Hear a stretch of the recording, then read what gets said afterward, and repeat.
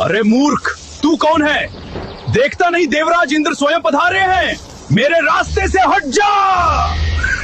बस इंद्र का यही अहंकार उनकी मौत का कारण बनने वाला था। भगवान शिव इंद्र को भस्म करने ही वाले थे। तभी देवताओं के गुरु बृहस्पति ने महादेव के पैर पकड़ लिए। महादेव शांत तो हो गए, लेकिन उनके त्रिनेत्र से निकली वो भयानक ऊर्जा बेकार नहीं जा सकती थी। शिवजी ने उस आग को समुद्र में फेंक दिया, लेकिन किसी को नहीं पता था कि उसी आग से संसार के सबसे ताकतवर योद्धा का जन्म होगा। एक ऐसा योद्धा जिसने भगवान विष्णु की पत्नी और माता पार्वती तक को मांगने की हिम्मत की।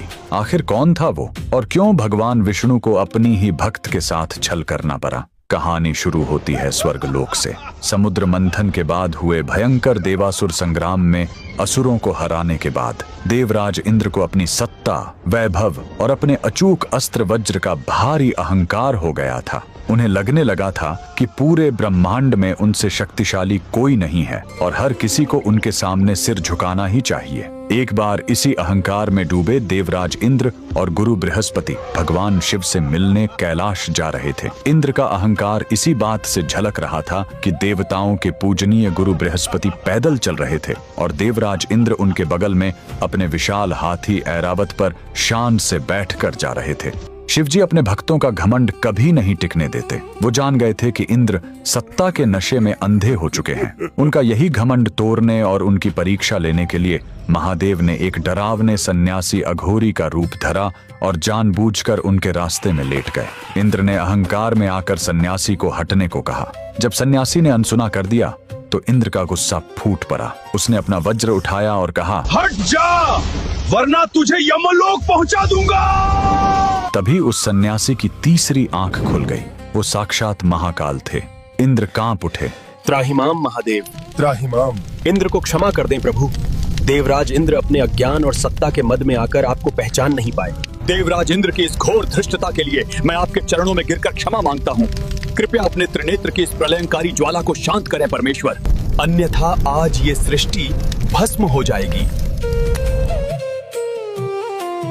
गुरु बृहस्पति ने प्रार्थना करके इंद्र के प्राण तो बचा लिए, लेकिन शिवजी ने अपने क्रोध की उस जलती हुई ज्वाला को समुद्र में फेंक दिया। समुद्र में गिरते ही उस ज्वाला से एक बालक का जन्म हुआ। उसके रोने की आवाज से ही तीनों लोक कांपने लगे। जल से उत्पन्न होने के कारण ब्रह्मा जी ने उसका नाम रखा जालंधर। उस बालक का पालन पोषण समुद्र देव ने किया, लेकिन उसकी शक्तियों को पहचान कर असुरों के गुरु शुक्राचार्य ने उसे गोद ले लिया। शुक्राचार्य ने उसे सारी विद्याएं सिखाई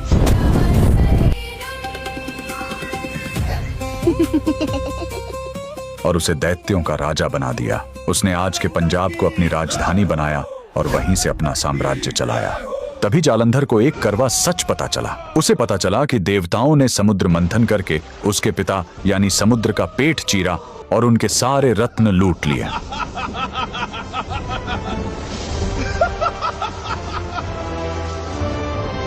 ये सुनकर जालंधर प्रतिशोध की आग में जल उठा।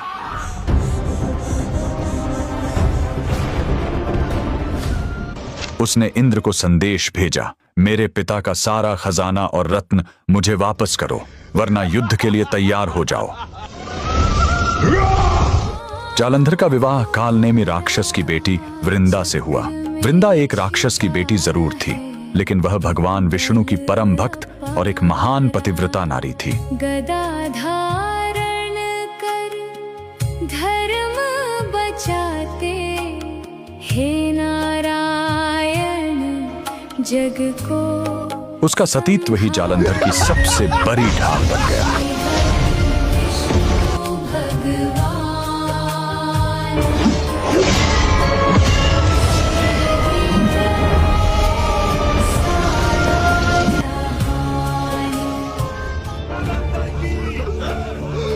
जालंधर ने देवताओं को हरा दिया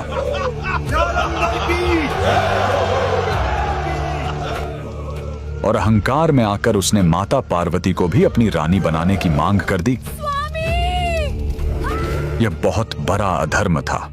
अब उसका सामना सीधे महाकाल से था। शिवजी और जालंधर के बीच भयंकर युद्ध छिड़ गया।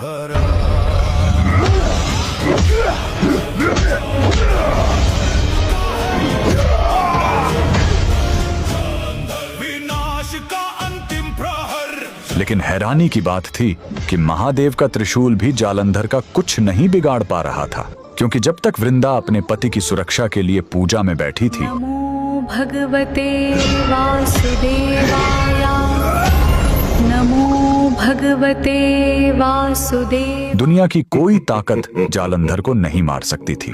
देवता घबराकर भगवान विष्णु के पास गए। हे प्रभु, हमारी रक्षा करें। विष्णु जी धर्म संकट में पड़ गए, क्योंकि वृंदा उनकी परम भक्त थी।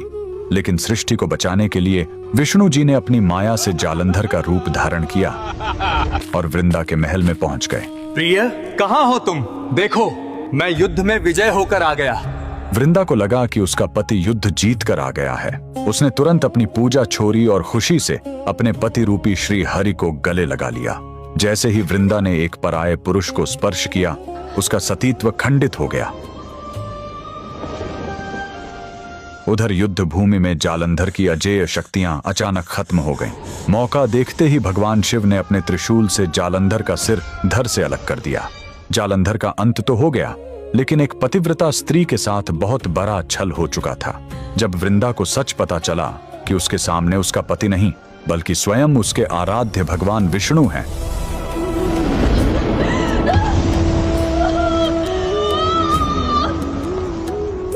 तो उसका दुख और क्रोध ज्वालामुखी की तरह फूट पड़ा।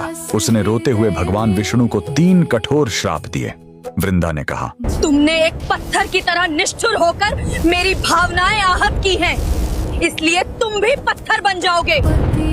जिस तरह तुमने छल से मुझे मेरे पति से अलग किया है, वैसे ही एक दिन तुम्हें भी अपनी पत्नी से बिछड़ने का घोर दुख सहना पड़ेगा और अपनी उसी पत्नी को ढूंढने के लिए तुम्हें पागलों की तरह दर दर वन वन भटकना पड़ेगा और वानरों की मदद लेनी पड़ेगी।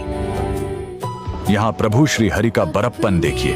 तीनों लोकों के स्वामी चाहते तो एक क्षण में इस श्राप को भस्म कर सकते थे, लेकिन अपनी एक सच्ची भक्त के वचनों का मान रखने के लिए उन्होंने मुस्कुराते हुए उस कठोर श्राप को सहर्ष अपने ऊपर ले लिया।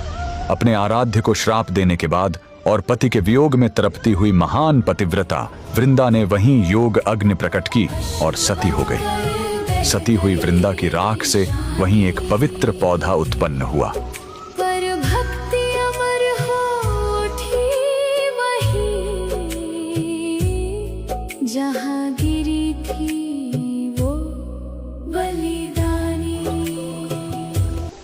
तब विष्णु जी ने शालिग्राम पत्थर का रूप लिया और उस पौधे को वरदान दिया कि वृंदा,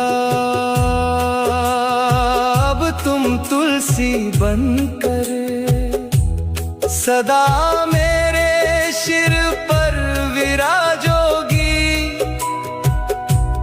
और मैं शालिग्राम बनकर तेरे चरणों में ही बस जाऊंगा। कर्म का विधान देखिए।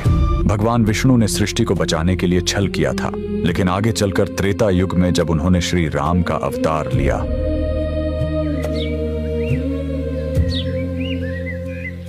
तो सती वृंदा का वो श्राप सच हुआ।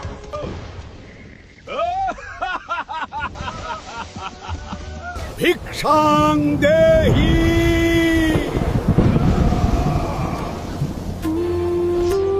स्वामी, स्वामी! रावण ने माता सीता का हरण किया। राम जी को पत्नी वियोग सहना पड़ा मन में जलता विरहानंद और उन्हें सीता माता को खोजने के लिए जंगलों में भटककर वानर सेना की ही मदद लेनी पड़ी। इसीलिए आज भी बिना तुलसी के भगवान विष्णु की कोई भी पूजा अधूरी मानी जाती है। उस महान पतिव्रता वृंदा और प्रभु के लिए कमेंट में जय श्री हरि विष्णु जरूर लिखें।